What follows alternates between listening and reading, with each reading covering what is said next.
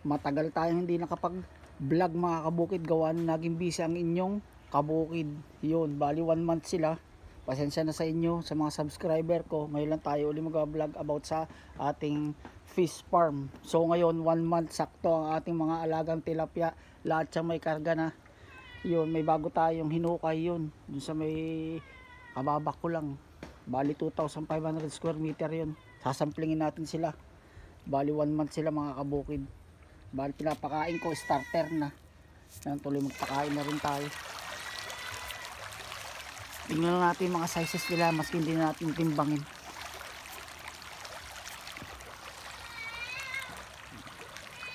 Lakasan nilang kumain. Ito namang asa concrete pan natin, lalaki na nila eh.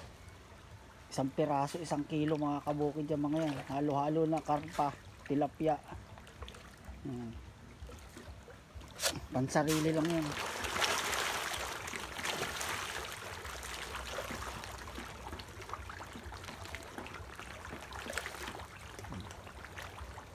Bali dun tayong sasampling sa dun sa kabila, 3.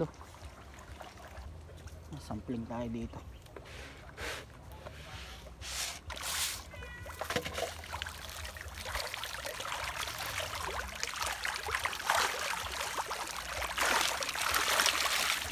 Natin kung ano na size.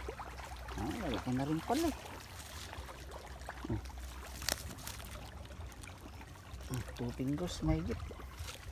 Ay, maliliit din. Laki ng tiyan.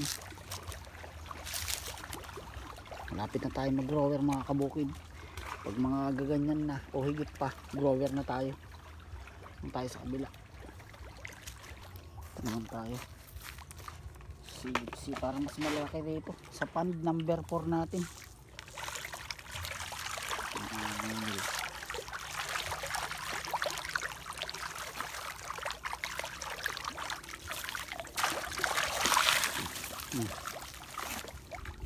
Mas maganda ang size dito, halos pare-pareho.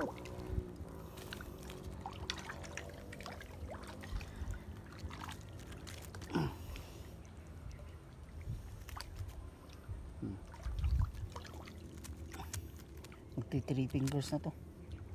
Ayan. Naman tayo.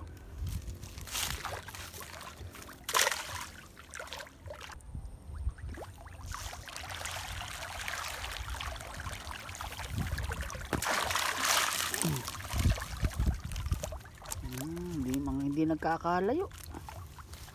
Ganun din.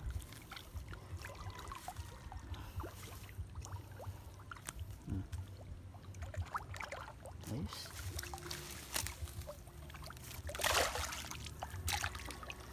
So, yun lang mga kabukid. Bali 1 month.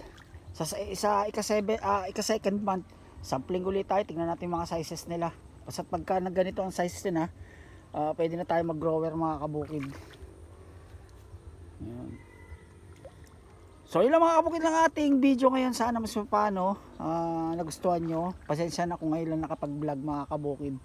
Meron tayong mga shorts kasi mas kuminsan nahilig ako sa shorts sa mga boxing mga kabukid. Baka gusto nyo panoorin din. Salamat mga kabukid.